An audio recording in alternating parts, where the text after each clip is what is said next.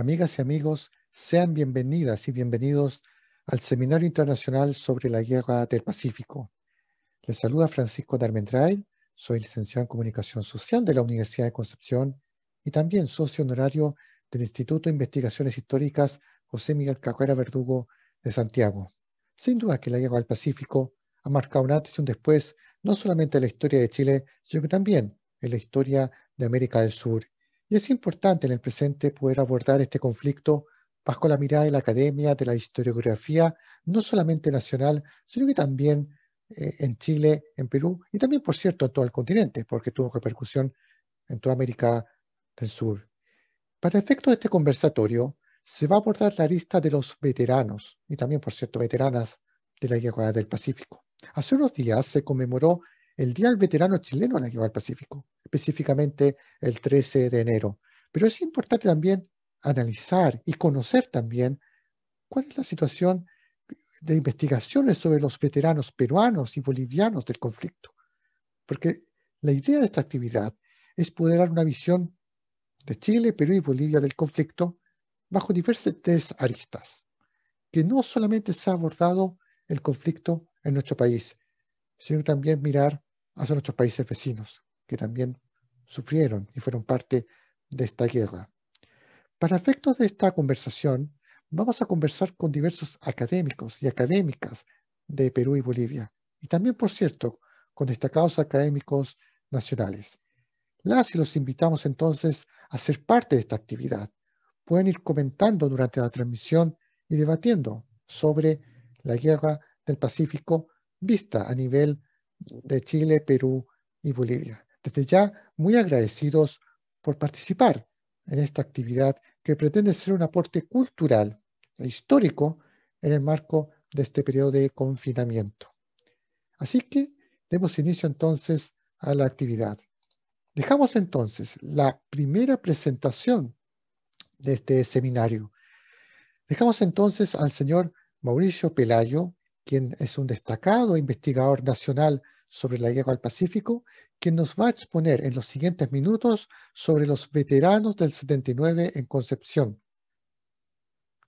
los penquistas que entonces participaron en dicho conflicto. Estimado Mauricio, tiene la palabra. Y por lo cual esta vez voy a hablarles un poco sobre el contingente de la provincia de Concepción y los veteranos del 79 de dicha ciudad.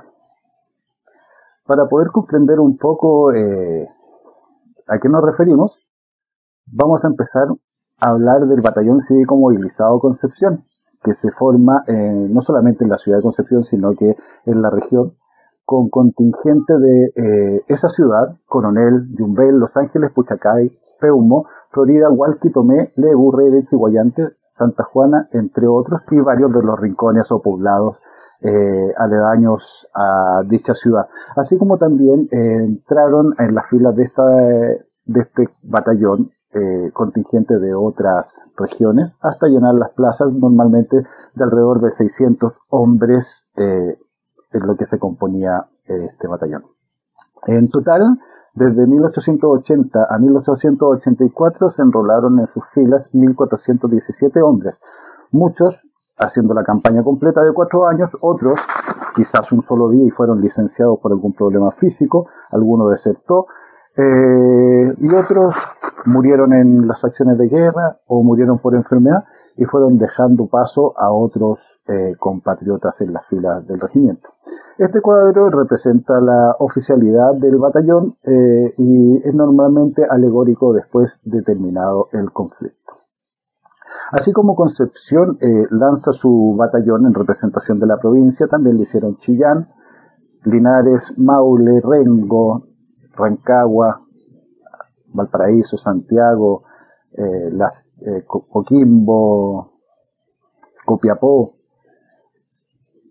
Talca y varios lugares más, Linares, cada uno en representación con sus hombres de su provincia en defensa de nuestro país en la Guerra del Pacífico.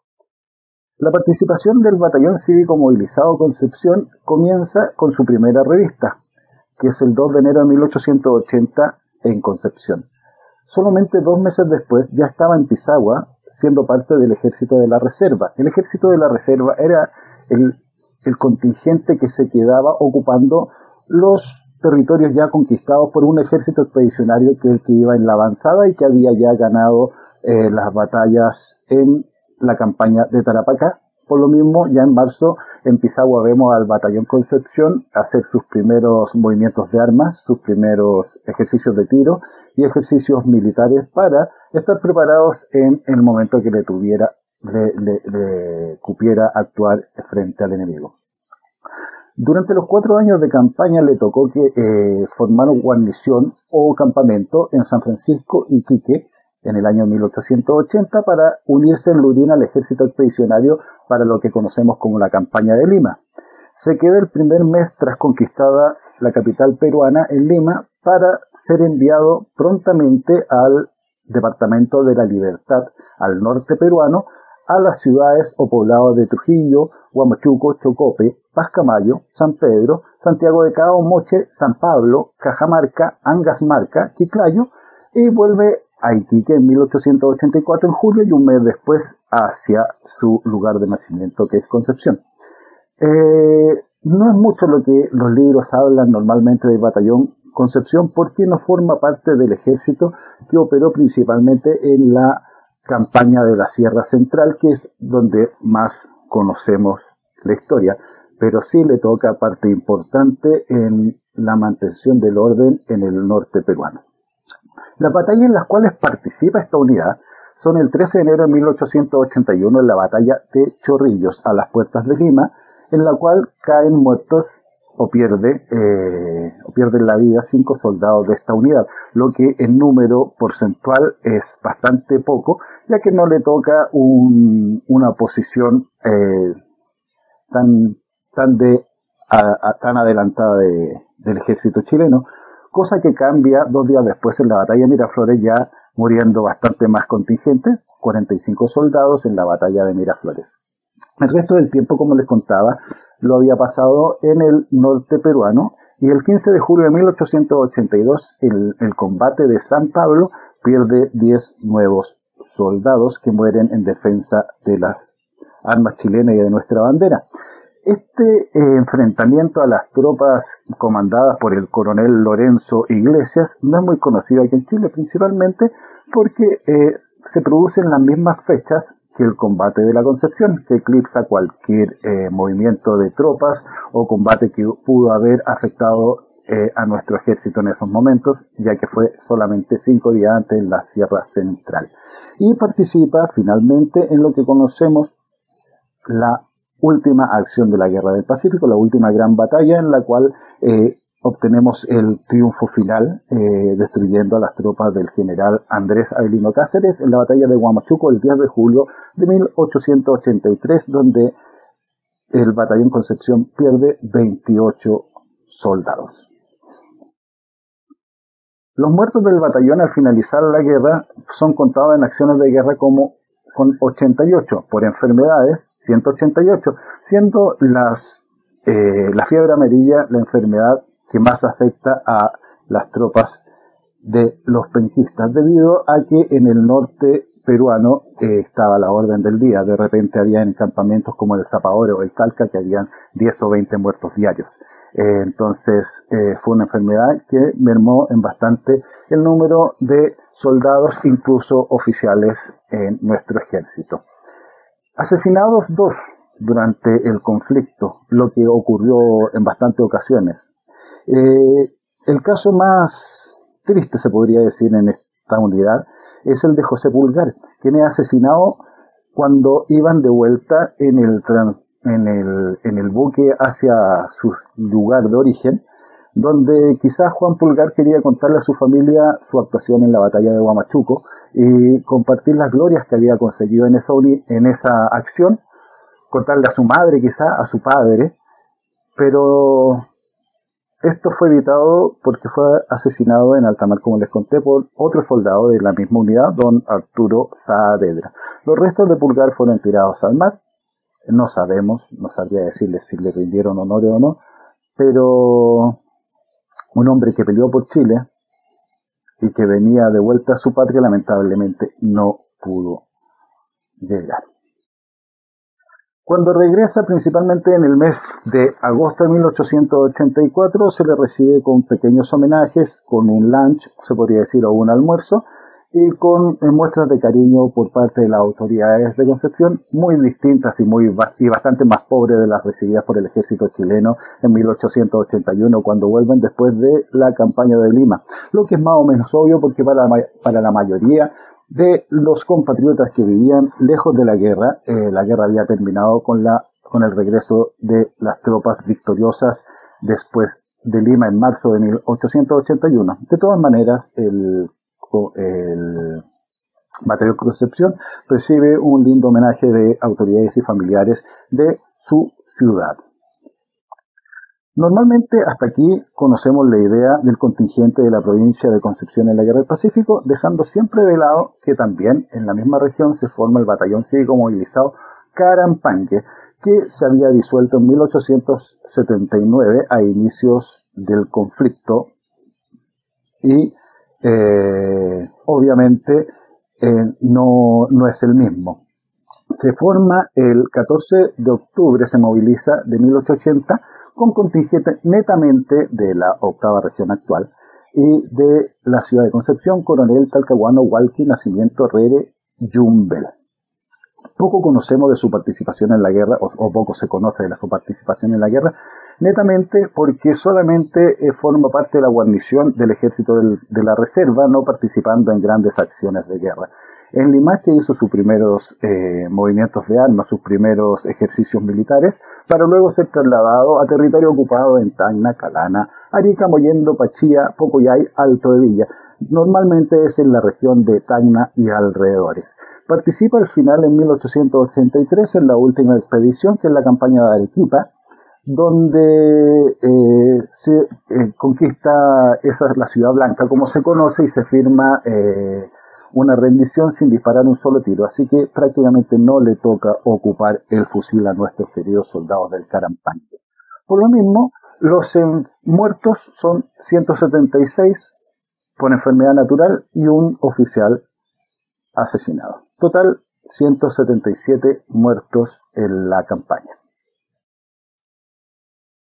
Terminada la guerra, y al quedar bastante desvalidos muchos de los veteranos del 79, de los combatientes de la Guerra del Pacífico, y también con la necesidad, yo creo, de muchos de estos hombres de juntarse con sus camaradas de armas, con los cuales compartieron 6 años de experiencia, de patriotismo y de muchas aventuras, se empiezan a crear las sociedades de veteranos del 79, dando comienzo principalmente en Copiapó, Valparaíso, Santiago, Coquimbo, Iquique, hasta llegarle el turno a Concepción, lo que llamaron la Sociedad de Veteranos Guerreros del Pacífico.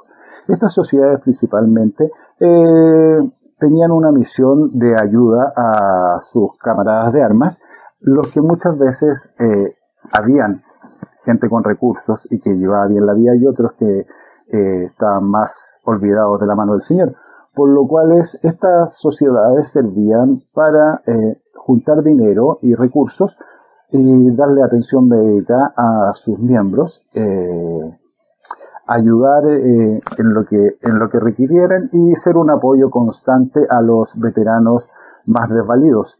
Así como una de las labores más importantes es crear los mausoleos o construir los mausoleos de veteranos 79 en cada ciudad o pueblo de Chile, para dar cristiana sepultura y honrosa sepultura a quienes pelearon por nuestro país.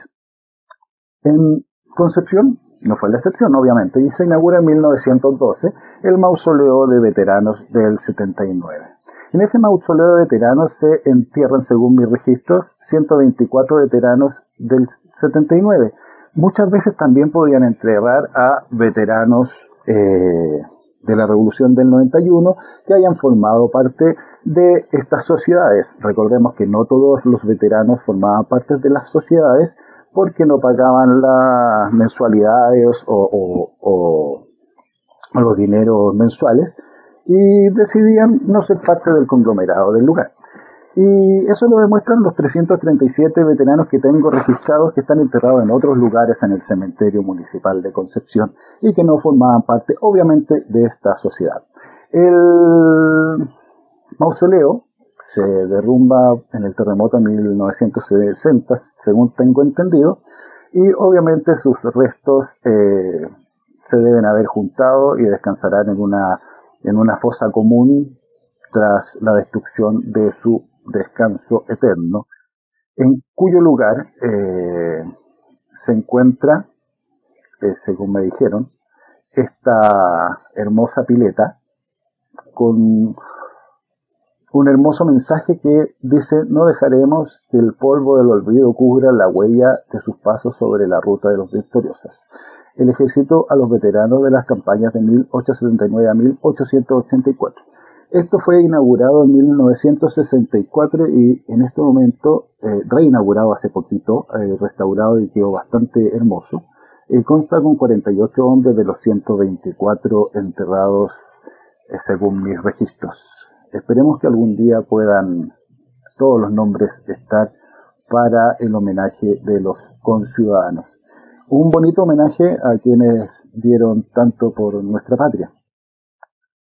La provincia de Concepción, según mis registros, obviamente otorgó más sangre y más hombres a las tropas del ejército y a la armada, pero por lo menos yo hasta ahora he encontrado un registro de 1.162 soldados nacidos en Concepción en las distintas unidades, no solamente en el batallón cívico movilizado de la provincia, sino que en la caballería, en infantería y artillería. 79 nacidos en Talcahuano, 137 en Coronel, 1 en Chiguayante, 97 en Florida, 56 en Hualqui, 20 en Lota, 29 Penco, 56 Santa Juana y 150 en Tomé. El Día del Veterano, aunque ustedes no lo crean, existe y fue instaurado el 16 de diciembre de 1926, cuando era ministro de Guerra, si mal no recuerdo, Carlos Ibáñez del Campo, y se daba como el 13 de enero como el Día del Veterano en conmemoración de la batalla de Chorrillos, la más importante y definitiva de dicha campaña, en la cual el ejército chileno dio muestras de su gran valor y empuje, dignos de sus gloriosas tradiciones. Esto se conmemoró casi todos los años en las distintas ciudades de Chile, mientras los veteranos estaban vivos. Se les rendían sus pequeños homenajes. Acá en Chile se hacía mucho en la Plaza Baquedano. Y en las distintas ciudades dicen que la banda del ejército iban y homenajeaban y regaloneaban, se podría decir, a los veteranos del 79. Y esto ya dejó de conocerse, dejó de conmemorarse. Es muy poco lo que se hace en estos días, en estos años, por la memoria de los veteranos del 79, pero puedo decir que aquí en Santiago el Ejército de Chile hace una ceremonia en el mausoleo a Manuel Jesús Baquedano González en el Cementerio General en homenaje al Día del Veterano. Y bueno, su servidor tiene la suerte de poder hacer tour en el Cementerio General para quienes quieran homenajear a los veteranos en ese día, en su día más importante. Bueno, esta es la historia de los veteranos del 79 que les quería contar sobre su participación principalmente del batallón cívico movilizado Concepción y del Carampaña, que son quienes estuvieron en la Guerra del Pacífico y que representaron tan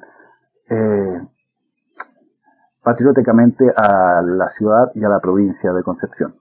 Recuerden que un hombre solo muere cuando se le olvida, y este Día del Veterano los invito a todos a ir al cementerio de su ciudad, de su pueblo, y dejar una flor en la tumba de algún servidor de la patria. Muchas gracias. Muchas gracias, estimado Mauricio Pelayo, por tan magnífica presentación. Mauricio tiene redes sociales, constantemente está compartiendo material en base a las investigaciones que ha efectuado sobre la Guerra del Pacífico. Las pueden localizar en su Facebook, así como también en Instagram.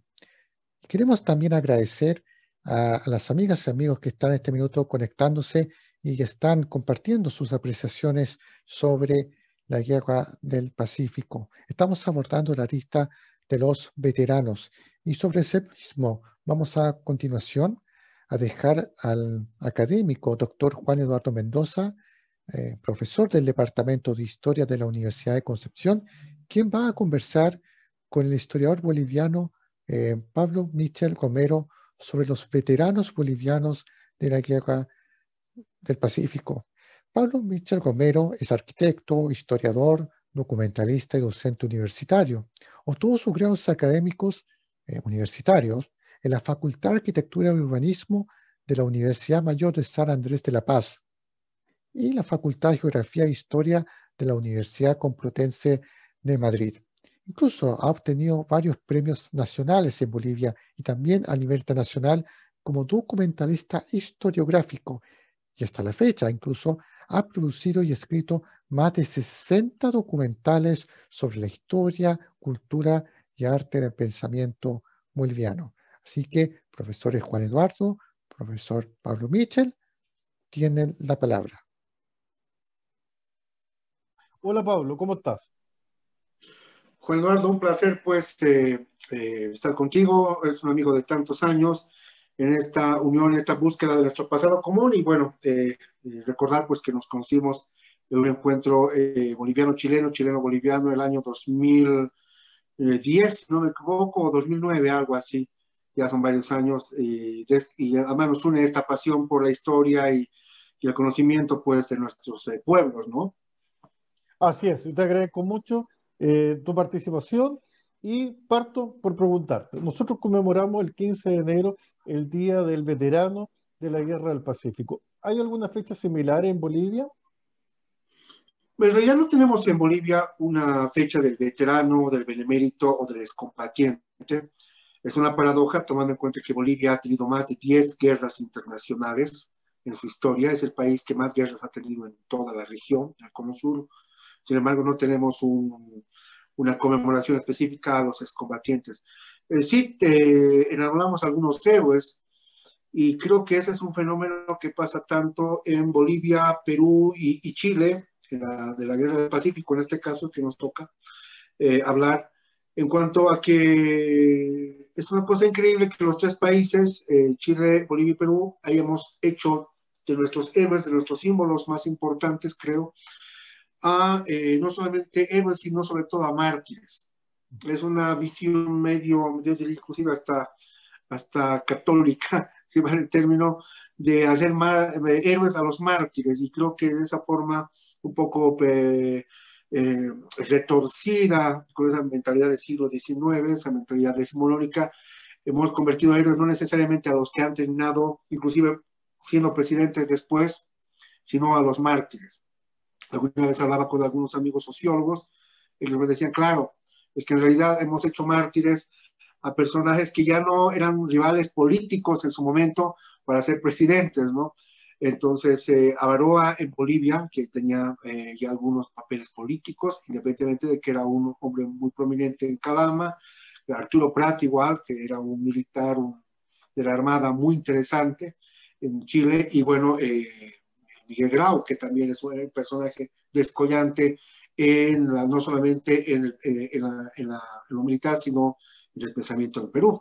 Entonces, al morir estos tres símbolos, los hemos hecho automáticamente héroes, ¿no? Y qué lindo sería que también que en Latinoamérica hubiéramos hecho héroes, no solamente a los mártires, sino también a los que inclusive llegaron a la presidencia o tuvieron una vida y murieron de viejos, ¿no? Cosa que, por ejemplo, ocurre en los Estados Unidos. En los Estados Unidos tenemos a un Washington, tenemos a un general Grant, tenemos a un Eisenhower, que fueron grandes héroes en sus guerras, la independencia, Segunda Guerra Mundial, la guerra civil norteamericana, y que luego ellos llegaron a ser presidentes, ¿no? Entonces eso te muestra un poco la visión católica versus del martirologio versus la visión protestante.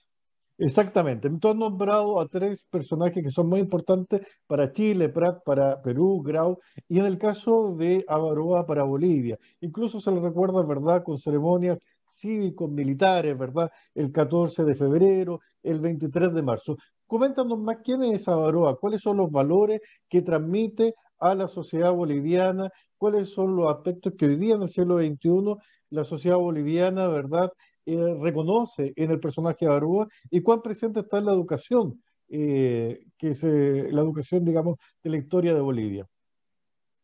Bueno, Avaroa se conoce más en Bolivia por el hombre que no se rinde, el hombre corajudo, el hombre que lanza ese carajazo y decide morir antes de rendirse, ¿no?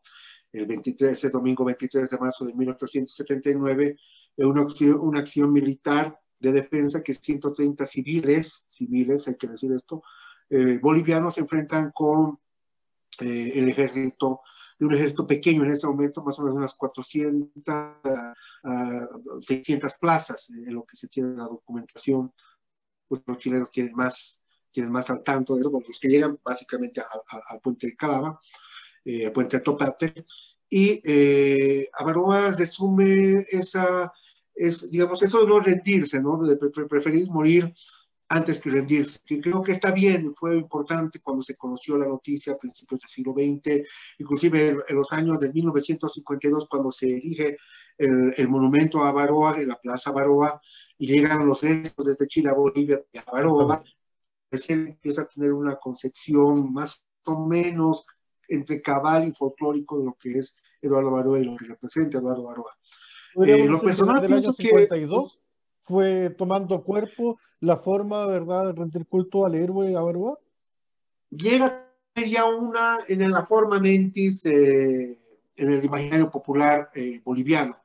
Si bien es cierto que a finales del 19, inclusive la viuda de Eduardo Avaroa llega a tener una pensión vitalicia, si bien es cierto que principios del siglo XX y con el Tratado de 1904 se quiso un poco olvidar, pero a partir de los años 10, de 1910, 1920, cuando resurge la Liga de Naciones, el reclamo del tema de la reivindicación marítima boliviana, es cuando también empiezan a reaparecer nuevamente en el imaginario popular estos personajes. Avaroa, vuelvo a decir, toma cuerpo en la bolivianidad post-guerra del Chaco, donde recién ya toda la bolivianidad se hace una sola y se arma recién una noción en serio de lo que es la bolivianidad. A partir ya 10 años después de la guerra del Chaco, un poco más, y en 1952, cuando llegan los restos de Eduardo Avaroa a Bolivia con toda la pompa, con todos los homenajes tanto del pueblo chileno y del pueblo boliviano, por supuesto. Y bueno, días después va a iniciarse el 9 de abril del mismo año 1952 la Revolución Nacional, pero por eso es otro tema.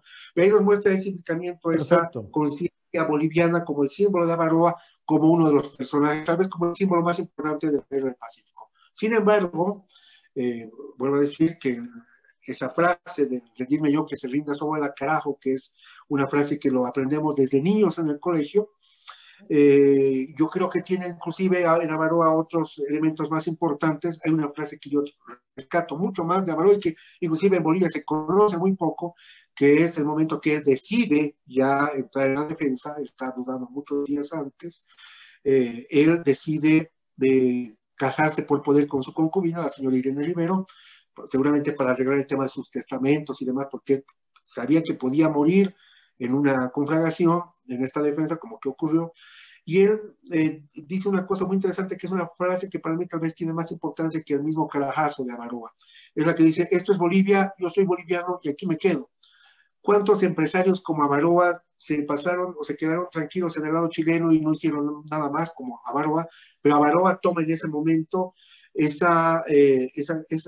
toma esa bandera de boliviano, y hay que entender, porque una cosa es muy fácil hablar hoy día de bolivianidad, como la chilenidad también, y otra cosa es hablar de esa bolivianidad o de esa chilenidad en el siglo XIX, cuando las naciones no tienen ni 50 años de vida. Entonces, creo que es muy importante eso de destacar en esa incipiente el concepto, conocimiento, no vinculación de Bolivia. Ya hay gente que apuesta por una bandera, en este caso la boliviana, apuesta por la defensa de una patria que recién se estaba construyendo. Y creo que eso es lo importante de Avaroa, que hoy día puede ser muy discutido, ¿no? Con el tema de la diplomacia de los pueblos y el que no necesariamente es el que da su vida, tal vez de una forma muy decimonónica, como se veía antes, inclusive se enarbolaba y se animaba a los niños a que sean héroes, que sean no solo héroes, tal vez morbosamente que sean mártires, en el caso de Juancito Pinto, una construcción entre el mito y la religión, y otros personajes que también, otros niños héroes que sé que tienen también tanto en Perú y también en Chile. Entonces, Es importante tener en los conceptos nacionales esas construcciones de personajes de héroes, tanto en el siglo XIX, en el siglo XX y ahora en el siglo XXI. Por supuesto, van a ser en estos tres siglos muy diferentes uno del otro. Por cierto, pero puede perfectamente hoy día en el siglo XXI ser parte del complemento de este acercamiento, de esta diplomacia. Por decirte, en la Escuela Naval se ha instalado un busto de la Escuela Naval de Chile, un busto de Grau y un busto de Prat a la vez en la Escuela Naval del Perú, como una medida de confianza recíproca. Y también, como tú sabes, también el Ejército de Chile le ha rendido honores a Baroa, ¿verdad? En alguna oportunidad de conmemorar, ¿verdad? El aniversario de la batalla de Topate. ¿Ya? Creo que No también solo eso, no, y es algo importante lo que dices, Juan Eduardo, y no solo eso, sino que si Bolivia conoce los hechos del 23 de marzo y el sacrificio de Eduardo Baroa y la columna de 15 rifleros, es gracias no a la versión boliviana, sino gracias a corresponsales chilenos que estuvieron y que hablan y que narran. Hay una carta de un corresponsal el 26 de marzo, 3 días después de Calama, que habla, por ejemplo, dice nuestro triunfo está ennegrecido, la sangre de nuestros hermanos pesa, y señala algo así, más o menos, cito, que dice, y a Baroa como el gallo inglés que muere en la rueda sin rendirse, ¿no? Entonces, si la versión que tenemos de Baroa, el heroísmo, el coraje, el amor a Bolivia, fue gracias a corresponsales, a periodistas chilenos que acompañaron al ejército en campaña chileno. Entonces, no solo, o sea, inclusive la construcción que hemos hecho de nuestros héroes, de esa defensa heroica de estos civiles en Calamá, en su gran mayoría, bueno, por las cartas del comandante de la defensa, que era Ladislao Cabrera, pero también de corresponsales chilenos. Básicamente la muerte de Eduardo Baroa fue narrada y fue rescatada por corresponsales chilenos, no bolivianos, porque los bolivianos ya estaban todos muertos. perfecto. Hoy, mucha gente en Chile no lo sabe, pero además de Eduardo Baroa, que es la gran figura, también ustedes, ¿verdad?, tienen dos héroes que son dos menores de edad. Uno es Juancito Pinto, ¿verdad? Y otro es Jovenesa Ríos. Eh, Genoveva Ríos. Exactamente, que guardó la bandera boliviana en Antofagasta. Esto de un héroe que es menor de edad llama un poco la atención, que no hayan héroes de grado de coronel, general, ¿verdad? Como en el caso de Perú, de Chile. ¿Qué nos puede contar al respecto de estos dos personajes que son menores de edad? Bueno, ese es un poco el retorcimiento que ha existido en la construcción, y hay que decirlo esto con una profunda autocrítica, en la construcción boliviana. Y yo creo que esto de Juancito Pinto obedece más a los últimos, a la segunda mitad del siglo XX. Sobre Genoveva Ríos, sí existe documentación. Genoveva Ríos, al igual que doña Ignacia Ceballos, que organizó las ambulancias de la Cruz Roja como enfermera, ella cruceña, ellas recibieron pensiones del Congreso boliviano, fueron condecorados por su actuación. Genoveva Ríos, la hija de un encargado de la prefectura que guardó la bandera dentro de su cuerpo. Eso es un hecho totalmente contrastado con las distintas versiones y que sí existió en la historiografía boliviana. En el caso de Juancito Pinto, solamente se habla de un morenito niño, textual en los datos de Zenón Darense, que era el jefe de las ambulancias bolivianas, y habla de un morenito niño que en la batalla del Alto de la Alianza, o batalla de Tacna, o batalla del Intiorco, del día 26 de mayo de 1880, un morenito niño que se queda, su regimiento prácticamente colorados en este caso, según la tradición, casi mueren todos y él deja su tambor y pide un arma. Si somos, dentro de la historiografía y la historia militar, si somos responsables, podríamos decir que en realidad los tambores de órdenes, como las cornetas de órdenes, eran en realidad sargentos y sargentos mayores, porque en una época, en esas batallas del siglo XIX, la logística, los sonidos, no había comunicación, no había celulares, no había radio, no había teléfono, entonces las comunicaciones en el campo de batalla se daban por toques de clarines y toques de tambores. Entonces, yo soy un convencido, y lo he dicho muchas veces, aunque obviamente a mucha gente no le gusta, de que esta responsabilidad no le van a dar pues a un niño de 8 o 10 años. Estos trabajos estaban hechos para sargentos viejos, que además habían estado en muchas batallas y acciones. No olvidemos que Bolivia estaba en permanentes batallas y convulsiones sociales y batallas y guerras internas. Entonces, los soldados bolivianos siempre estaban en combates y siempre estaban en batallas. Entonces, este tipo de logística, de ser un tambor de órdenes o un corneta de órdenes, era, por supuesto, tenían que dar a un militar ya con experiencia, en este caso a los sargentos, ¿no? Entonces, se ha vuelto ya del finales de principios del siglo XX el tema del Juancito Pinto, que es un tema también que ocurre en la Italia decimonónica. Me viene a la mente el libro del Mundo de Amici, que el corazón, los niños héroes, el tamborcito sardo, o los niños de México, por Exacto, la ejemplo. escuela militar de la gloriosa escuela Claro, militar de México. el heroico colegio militar Ese heroico colegio. de México. Sé que en el Perú tienen héroes niños, sé que en Chile inclusive también Chile hay también, niños, sí. pero creo que le hemos dado en esa cuestión folclórica a querer que los niños se enfoquen a querer ser como Juancito Pinto, y creo que en el fondo hoy día podríamos decir que eso es nefasto, porque a un niño hay que darle otro tipo de valores y no necesariamente de disimular. Insisto, y volvemos al principio, hemos retorcido de alguna forma el tema de heroicidad y hemos mezclado la heroicidad con el martirio, dos cosas que son totalmente distintas. O sea, al mártir lo hemos hecho héroe. Y si hay un héroe, un gran héroe que ha tenido la suerte de vivir, se ha convertido en un rival político para muchos otros políticos. Entonces, un poco ese retorcimiento, y de esa forma podemos entender por qué no solamente en Bolivia, sino en Chile y en Perú hemos hecho héroes a los muertos. Pero también, para ser justos, en Bolivia tenemos héroes de gran importancia, de gran valía, militares y civiles. Por ejemplo, empezamos con Eduardo Aroa, está don Ladislao Cabrera, que fue presidente inclusive provisoriamente en Bolivia, don Ladislao Cabrera. Tenemos a militares de la talla de Ildefonso Murguía, el comandante hondureño del Regimiento Alianza, que luego se llamó de Daza primero, que luego se llamó Alianza, de los Colorados, que tuvieron una acción heroica en la batalla del Alto de la Alianza. Tenemos a personajes como el capitán Felipe Ravelo, el mismo general Narciso Campero, muy cuestionado por el tema político. Un personaje que también para mí tiene mucha importancia es sin duda alguna Eleodoro Camacho, que concibió el plan de operaciones de la batalla de Tacna. Está el general Juan José Pérez, que murió en la Alianza. Tenemos muchos personajes de gran valía, además con una historial muy grande, inclusive personajes como Juan José Pérez, que estuvo más de 40 años antes en la batalla de Ingavi, por ejemplo, la primera batalla, y con eso la guerra que gana contra el Perú en 1841. Por ejemplo, ¿no? Exactamente. Entonces, hay muchos hechos que no se conocen, y en Bolivia insisto una vez más, nos hemos dedicado más al tema folclórico, ¿no?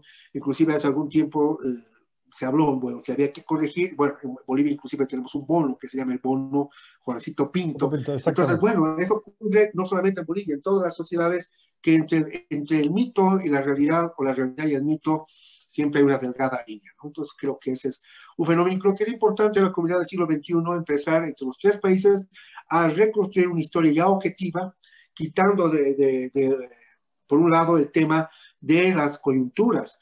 Yo siempre fui un enemigo de que el tema de la guerra del Pacífico dentro de lo historiográfico se confunde y se mezcle después con el tema marítimo. Para mí, en lo personal, aunque una cosa viene de la otra, es una consecuencia del enclaustramiento marítimo, pero sí, la guerra del Pacífico es una cosa y el tema de la reivindicación marítima es otra. El problema es que hemos mezclado todo, y el 23 de marzo, que es en realidad el día que se recuerda esta defensa, esta patriótica y valiente defensa de estos bolivianos en Calama, lo hemos mezclado con el Día del Mar. Hoy día piensan en la Plaza Eduardo Aroa nuestros niños todavía, que en realidad, donde en el puente Atropate, en el monumento, el estanque de agua que existe en la plaza es el mar, cuando en realidad simplemente la representación del río Loa.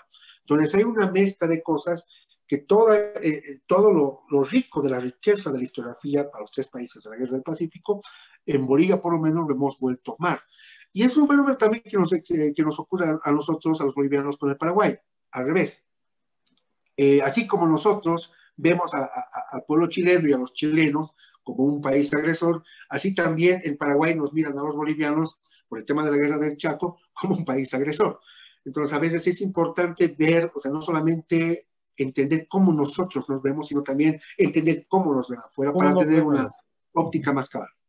Exactamente, tal como tú dices, hay que tener una visión de conjunto. Por ejemplo, tú acabas de mencionar la batalla de Ingaví, y pocas personas saben que el ejército boliviano derrotó al ejército peruano en 1841. Había un monolito, recuerdo, en la época del general Banzer en ese lugar. pero se entremezcla con lo político. Tal como tú dices, cada gobierno busca tal vez sacar un partido político, sobre todo en la época de la reivindicación marítima, el gobierno de Evo Morales tal vez trató de buscar una especie de revalorización del orgullo nacional a través de buscar episodios en la historia de la guerra y utilizar la guerra del Pacífico para tales fines, hablando, ¿verdad?, de conceptos que podían apoyarlo en su eh, demanda, ¿verdad?, contra mi país.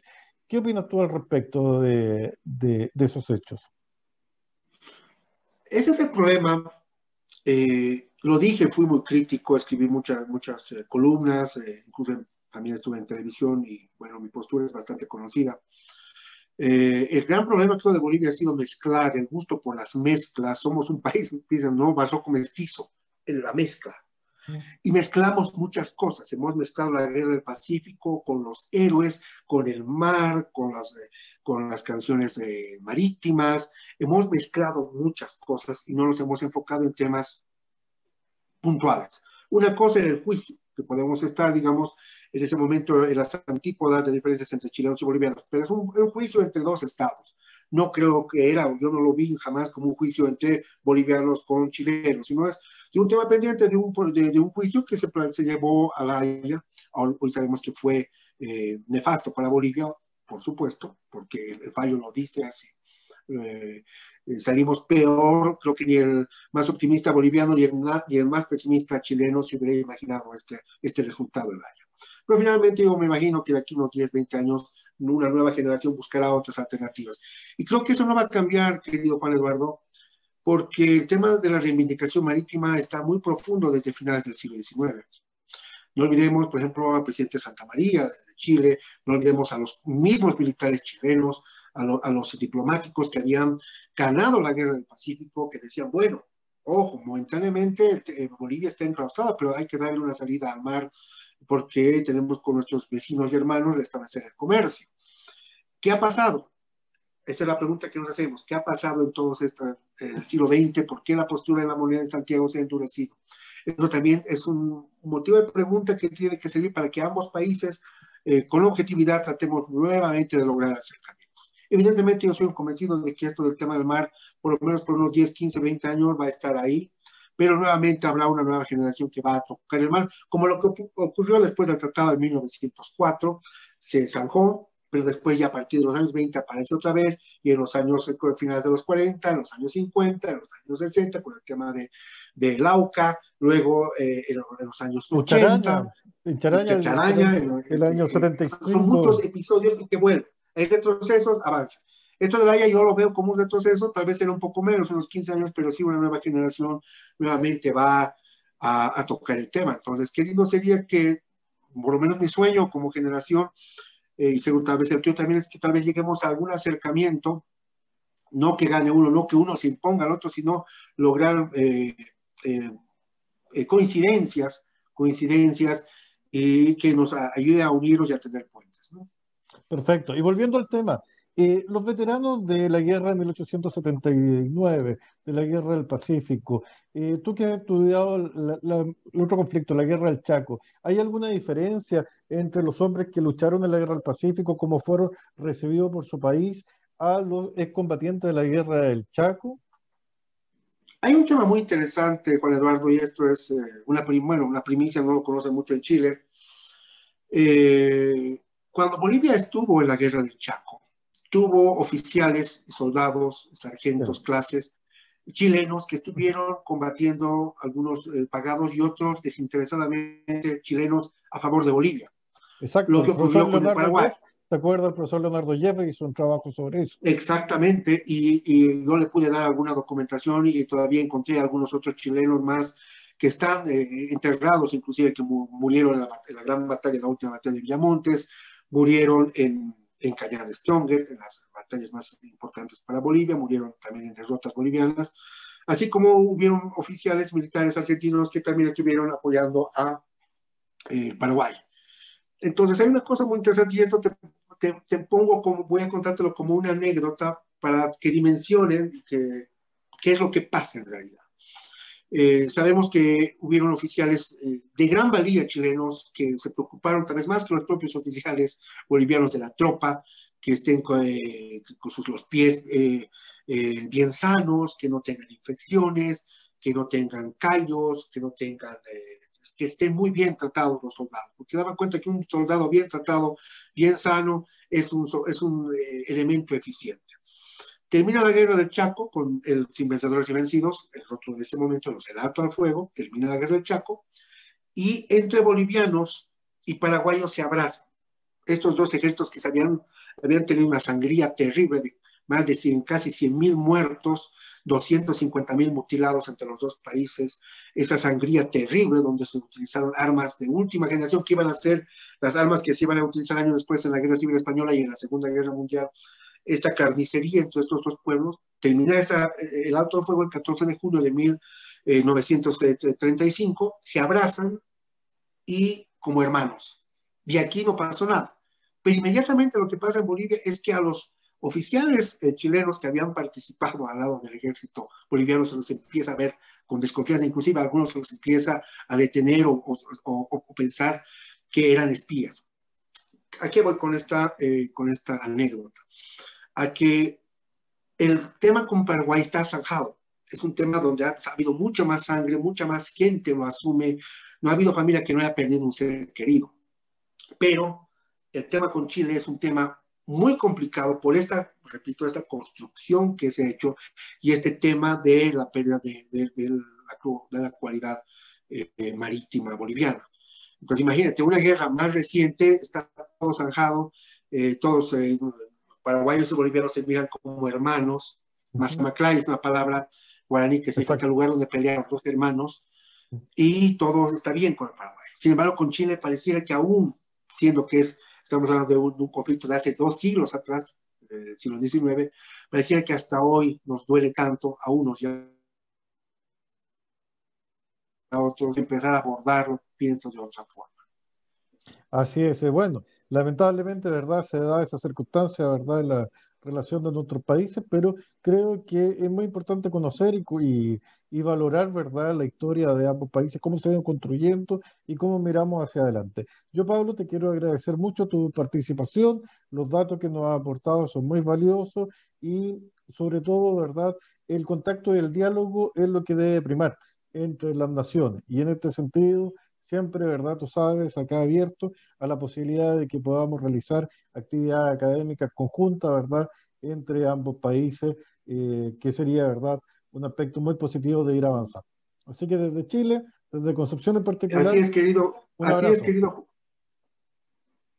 Así es, Juan Eduardo, y bueno, mi sueño es pues que un día, independientemente de los temas políticos y las coyunturas bilaterales o multilaterales, creo que es tiempo de pensar en hacer un homenaje conjunto de los tres países, a los héroes de los tres países, a esa generación, porque no la pasaron bien ni chilenos, ni peruanos, ni bolivianos.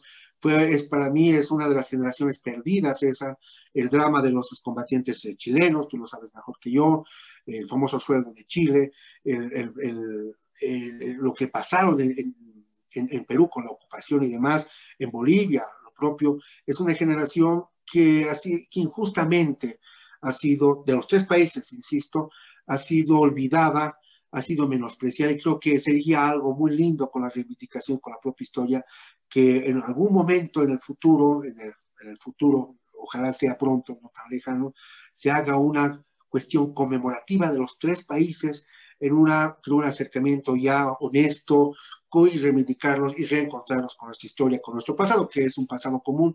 Y si queremos sanar esas heridas del pasado común, creo que nuestro futuro común también va a ser, creo, mucho más auspicioso y mucho más esperanzador, querido Juan Eduardo. Un fuerte abrazo. Un fuerte abrazo desde Concepción. Muchas gracias. Hasta luego. Abrazo. Chao, Fernando. Perfecto. Muchas gracias a ambos por esta interesante conversación que han brindado. Pero vamos a continuar con el profesor doctor Juan Eduardo Mendoza, porque va a continuación, no, está mal.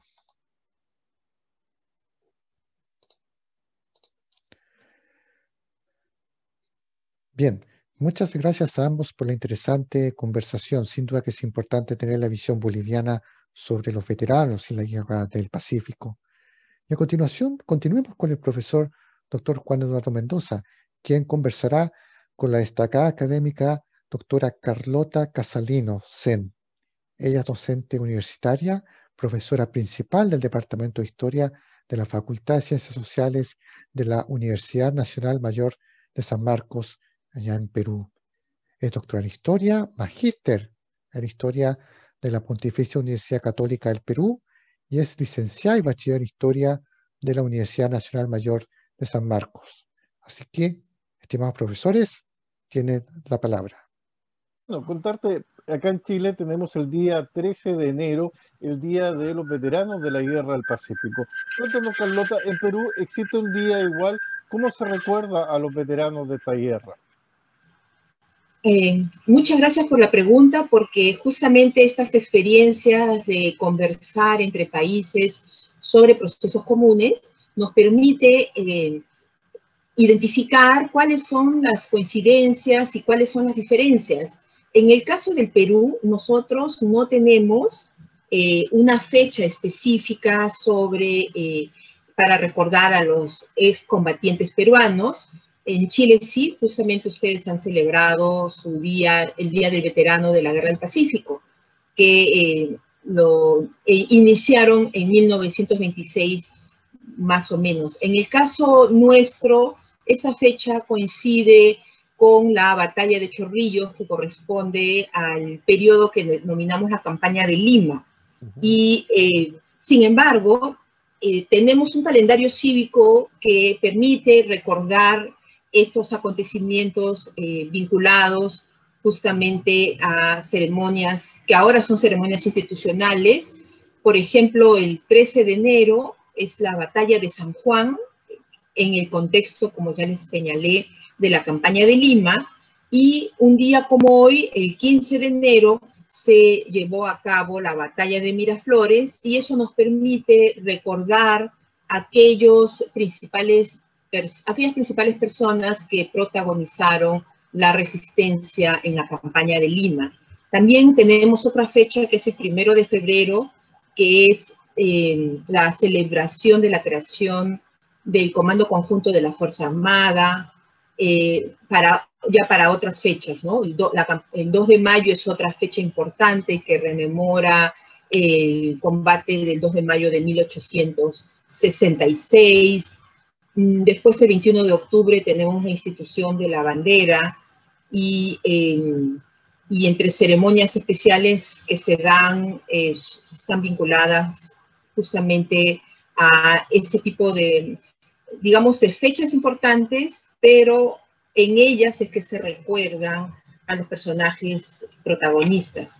Tenemos en el Perú una ley vigente, la 30.826, que se denomina la Ley del Veterano de Guerra y de la Pacificación Nacional, pero allí no se hace referencia a los veteranos de la Guerra del Pacífico, sino a otros acontecimientos de nuestra historia nacional. Comprendo. Y cuéntame, Carlota, por ejemplo, hay fechas, también hay personajes, incluso lugares, ¿verdad?, que toman un simbolismo particular. Por ejemplo, el 7 de junio, ¿verdad?, el Morro de Arica y el héroe Bolognesi. ¿Cómo vista la figura de Bolognesi hoy día? O otra figura importante, ¿verdad?, para ustedes es, por supuesto, el almirante Miguel Grau. Ya son dos referentes. ¿Nos podrías contar un poquito más sobre cómo están insertos dentro de la educación nacional? ¿Cuáles son los valores y las virtudes que se destacan de estos dos personajes? Miguel Grau, Francisco Bolognesi, Andrés Avelino Cáceres, digamos, son los tres personajes que más se recuerdan respecto a este acontecimiento histórico como es la Guerra del Pacífico, y sobre eso hasta la actualidad hay mucha investigación historiográfica. Permanentemente se publican libros que recuerdan episodios de la vida de estos personajes. Por ejemplo, el Congreso del Perú publicó, digamos, este libro de acá de Grau, es un libro del año 2019, que es el diputado Miguel Grau Seminario. Es decir, se sigue investigando hasta la actualidad algunos pasajes importantes, destacados de estos personajes. En este caso, Miguel Grau sigue siendo motivo de estudio, de investigación. En el caso de Bolognesi, no hace mucho se sustentó una tesis sobre la construcción de la figura de la heroicidad de Francisco Bolognesi, que este año va a salir como un libro, y después está este otro libro de Francisco Bolognesi, editado por Mauricio Novoa. También es una publicación del Congreso de la República en coordinación con la Presidencia del Consejo de Ministros. Por lo tanto, son publicaciones esta o la de Sanutelli, de Francisco Bolognesi, son justamente personajes que cautivan el interés de historiadores y de estudiosos de nuestra historia, y tratan cada uno de identificar dónde están las claves para entender el comportamiento de estas personas y cuál es el legado que finalmente nos dejan. En el caso de Bolognesi, de manera particular, es tan importante su figura para el ejército peruano que ellos, la Escuela Militar de Chorrillos, se llama además Coronel Francisco Bolognesi, es como el patrono de esta escuela, y ellos tienen una medalla en honor a Bolognesi. Es decir, hay una serie de elementos y objetos que permiten el recordar permanentemente o periódicamente a estos personajes, además de, por supuesto, los monumentos que hay en torno a estos personajes. Con respecto a Cáceres también pasa lo mismo. Hay libros y revistas que se publican justamente pensando en Cáceres, incluso hay hasta corrientes políticas inspiradas en él, y llegan al nivel de trabajar para los niños, como tú me preguntabas, La ¿no? educación. No solamente está en los textos escolares, sino, por ejemplo, acá este libro de un colega, Carlos Rojas, ha escrito sobre Cáceres el Taita, que son, historietas sobre episodios centrales de la figura de Cáceres, ¿no? Entonces, efectivamente son estos tres personas nos permiten reflexionar en el Perú y contribuir a formar identidades colectivas que tienen que ver con la defensa del territorio, pero también con el hecho de desarrollar un carácter o de tener una convicción de mantener, como en el caso de Bolognesi, mantener la dignidad a pesar de la derrota, ¿no? Grau y Bolognesi, por ejemplo, tuvieron que luchar pese a saber que la derrota era inminente, ¿no? Bueno, sin embargo, eso no les quitó ese carácter y esa responsabilidad que asumieron. Exactamente, en el caso de Bolognesi y Grau, ellos lucharon, ¿verdad?, hasta morir en el campo de batalla. Quizás lo que se podría señalar en el caso de Lino Cáceres, que no muere en la batalla de Huamachuco, sino que él después continúa, ¿verdad?, las luchas políticas, ¿verdad?, llega a ser presidente, ¿verdad? Entonces, no terminó el ciclo, ¿verdad?, de la heroicidad de morir en el campo de batalla. Efectivamente, algo que hace que un héroe se convierta en tal es cuando muere en el hecho de la heroicidad. Por ejemplo, Bolognesi y Grau mueren en combate. Eso, por ejemplo, es una diferencia entre ellos y Cáceres, porque Cáceres va a tener que vivir con la situación del desgaste político que significó la reconstrucción de la República, y por lo tanto tuvo pues sus antagonistas, a pesar de reconocerle la resistencia que lideró. Pierola pues estaba, digamos, era su contendor político de entonces, y llega incluso a generarse una alianza política en contra de Cáceres entre el Partido Civil y el partido de Pierola, dando lugar a lo que se va a conocer como la República Aristocrática. Pero después de la República Aristocrática, Cáceres, ya anciano, sigue vigente en la escena política y va a dar el respaldo político a Augusto B. Leguía, que va a ser el presidente, digamos, que va a tratar de ser distinto a la República Aristocrática, ¿no? Fue un intento, no lo logró del todo, pero sí generó un nuevo escenario político que dio lugar a lo que ahora se conoce como la historia de masas, ¿no? Pero Cáceres va a vivir esa situación del desgaste, y en eso Cáceres se parece mucho a los héroes de la independencia que están en el panteón de los próceres de la nación del Perú, porque ninguno de los que está allí, o los más importantes que están en ese panteón, los 26 más importantes, ninguno murió en el hecho de una batalla en particular, ¿no? Entonces,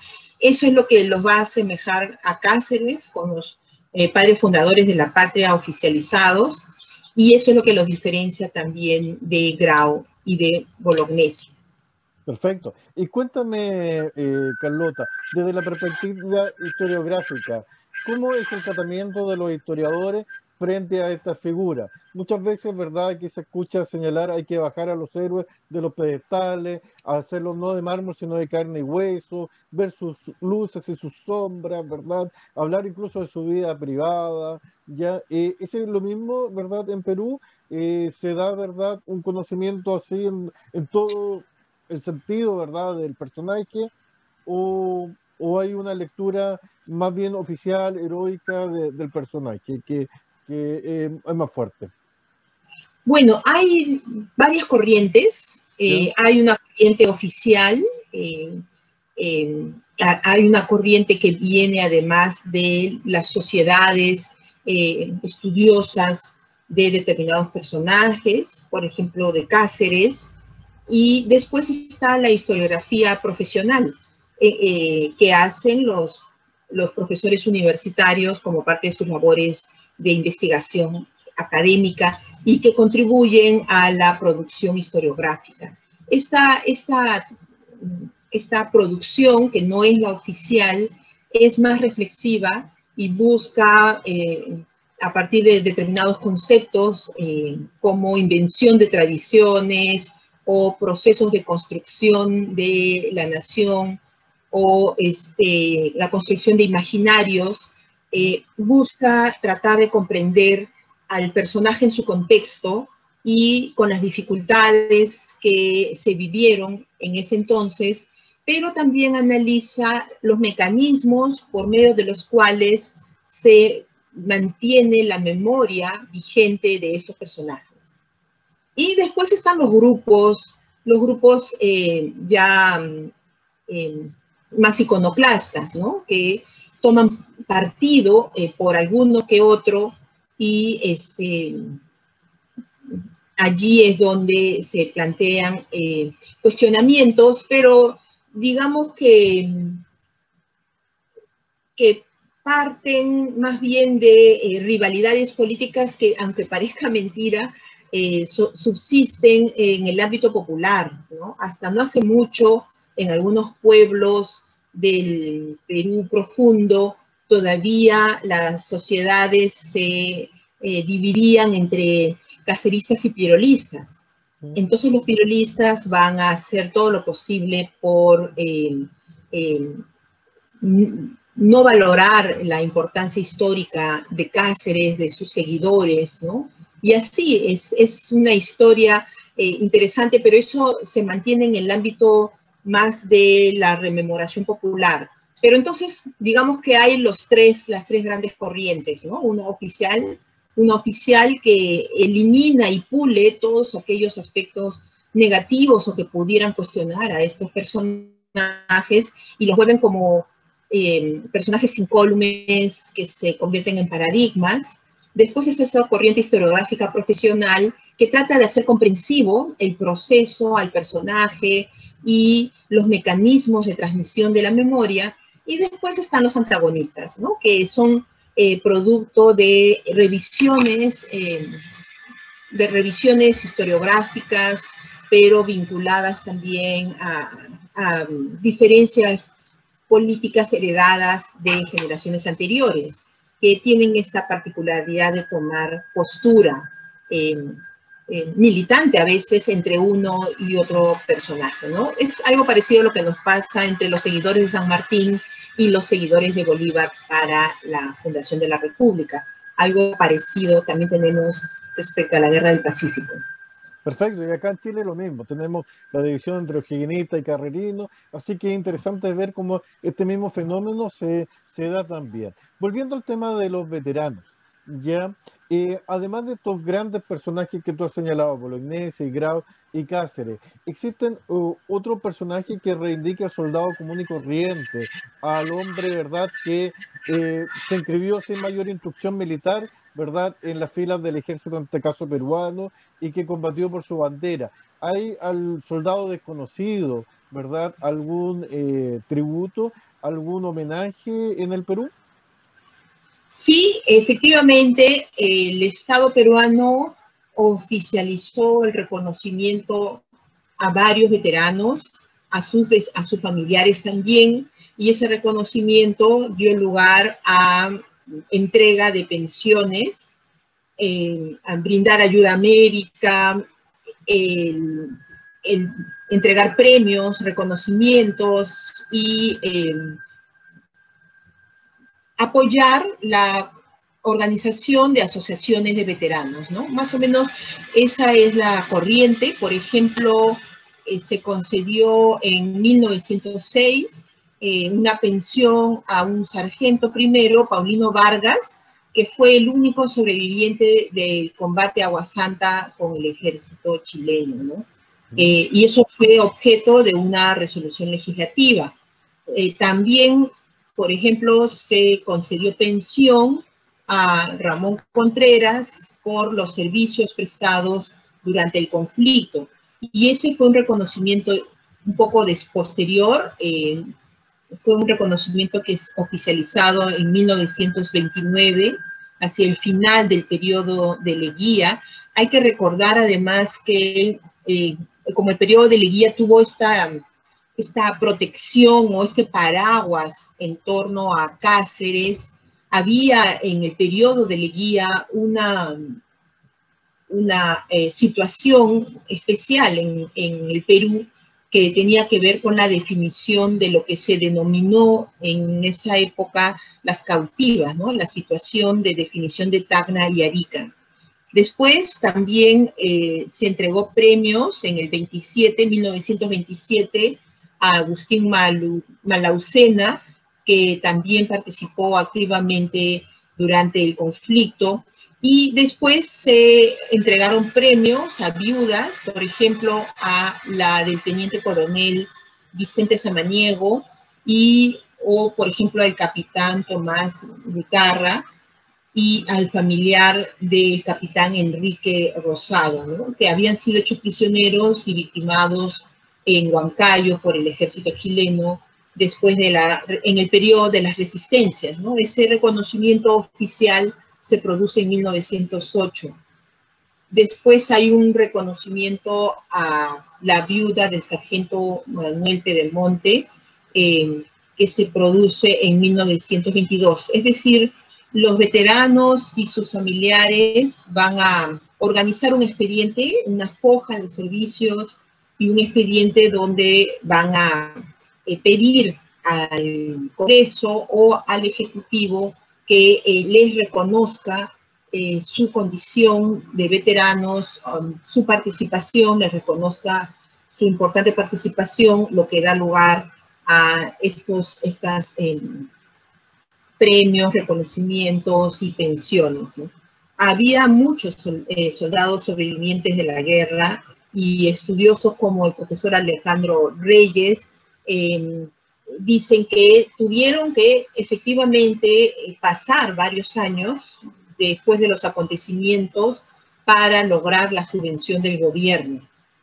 Y porque a veces no contaban con los documentos probatorios que tenían que tener en ese expediente que les he mencionado, ¿no?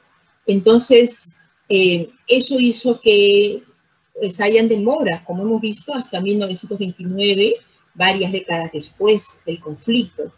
Y uno de los grandes problemas también era que la guerra se desplazó, se produjo en varios territorios que impedían que aquellos que habían tenido actuación destacada pues en el sur tengan que hacer sus gestiones en Lima. Y eso también fue una dificultad para poder tener los expedientes.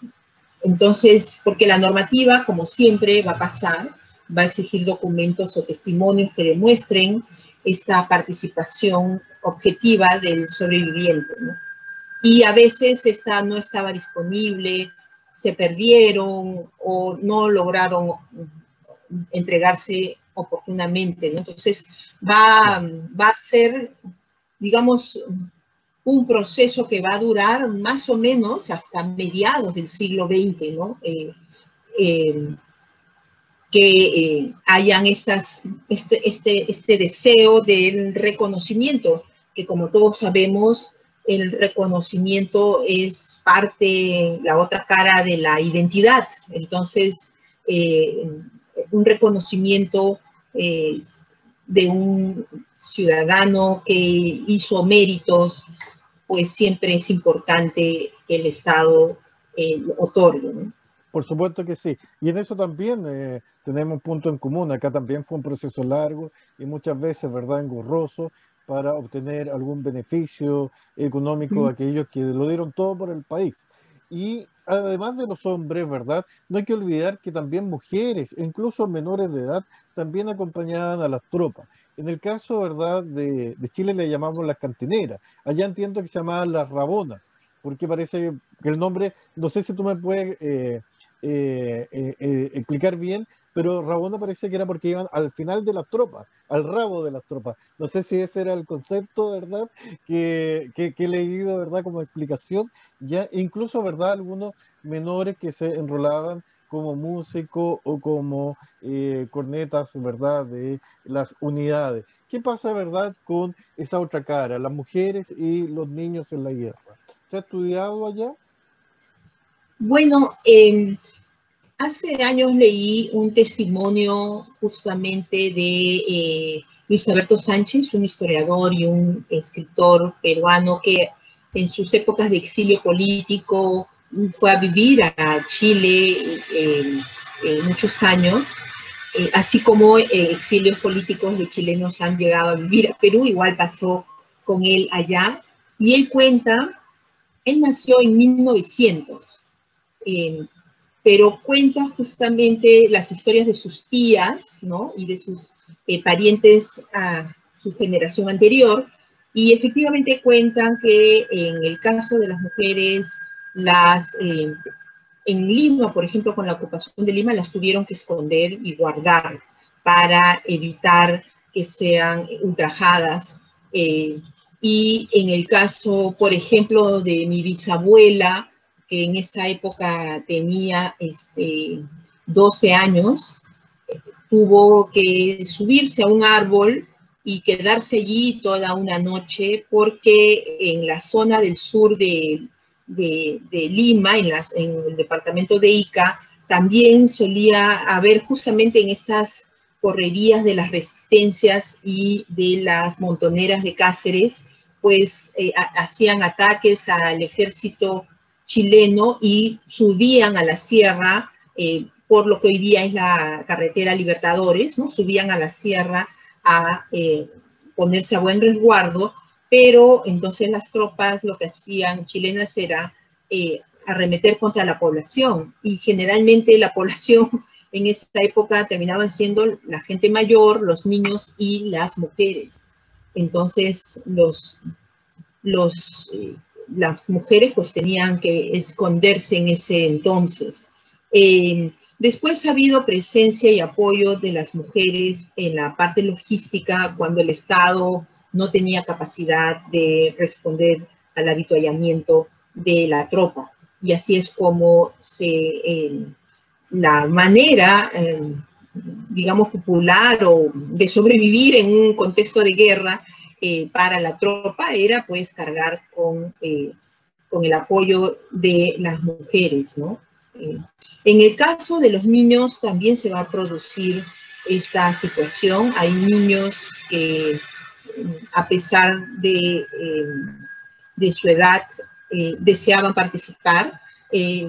Por ejemplo, en el caso de Lima, participaron los estudiantes del colegio Nuestra Señora de Guadalupe, que era un colegio muy importante y muy reconocido en esa época hasta la actualidad. Allí participaron, ellos formaron parte de las tropas que defendieron la ciudad de Lima. En la campaña de Lima van a participar bastante.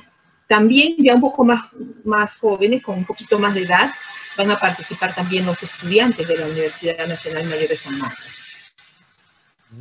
Perfecto. De hecho, a lo que tú señalas del Colegio Guadalupe, hay una historia del niño Manuel Bonilla, también que muere en la defensa de Lima.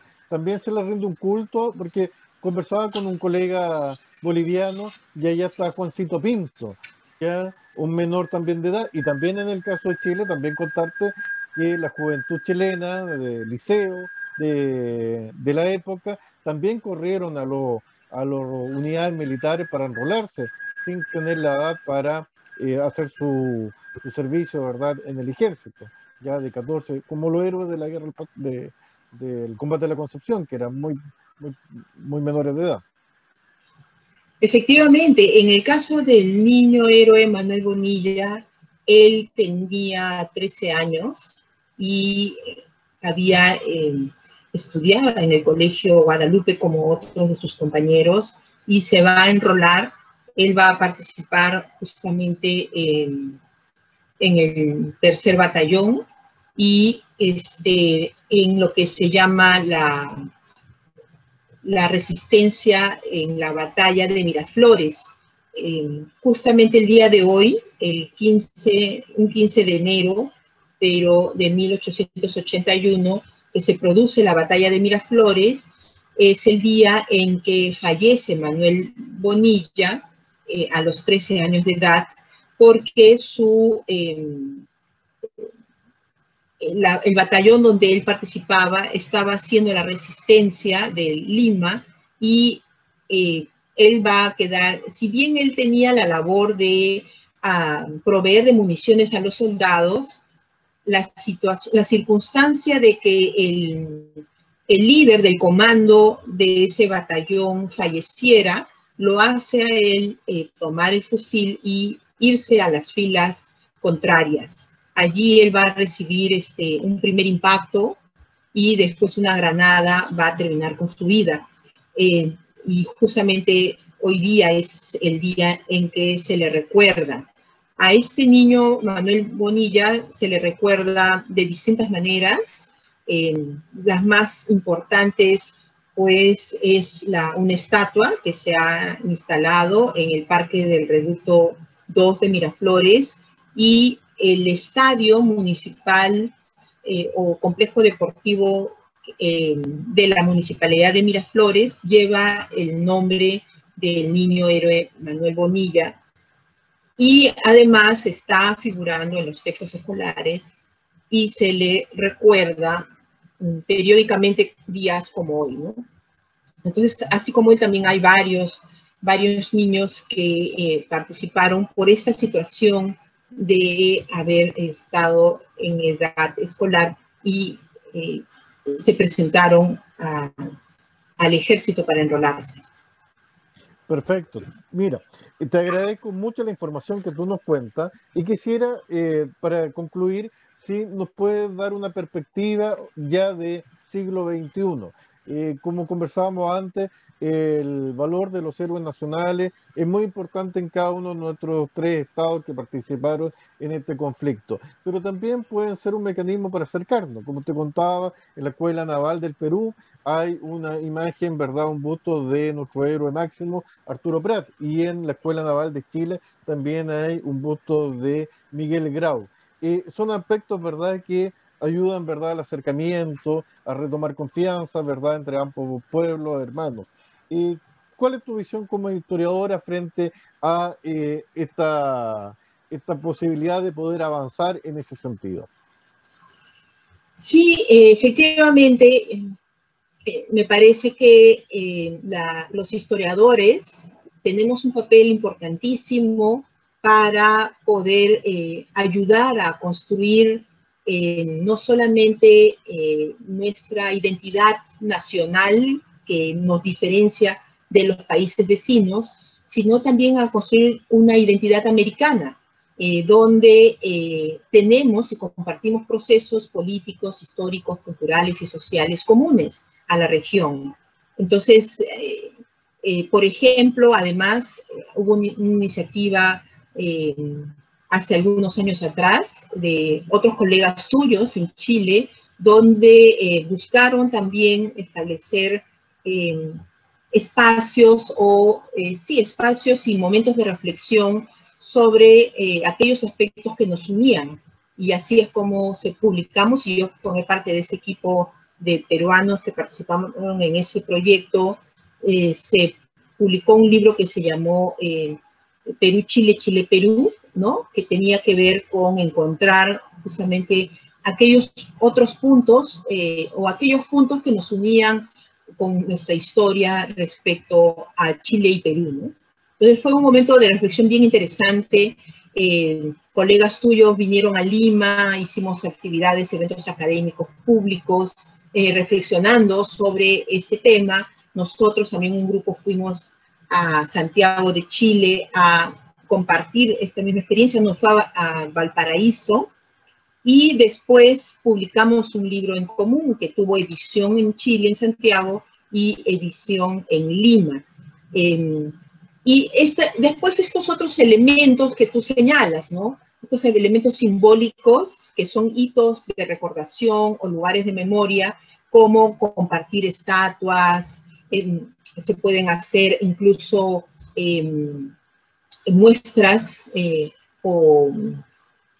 muestras en galerías o museos sobre aspectos comunes de momentos críticos compartidos en la historia entre Perú, Bolivia y Chile, ¿no? Los acontecimientos de nuestra historia del pasado, pues son lecciones que nos ilustran las cosas que se han hecho, las cosas que deberíamos repetir y las cosas que no deberíamos repetir, ¿no?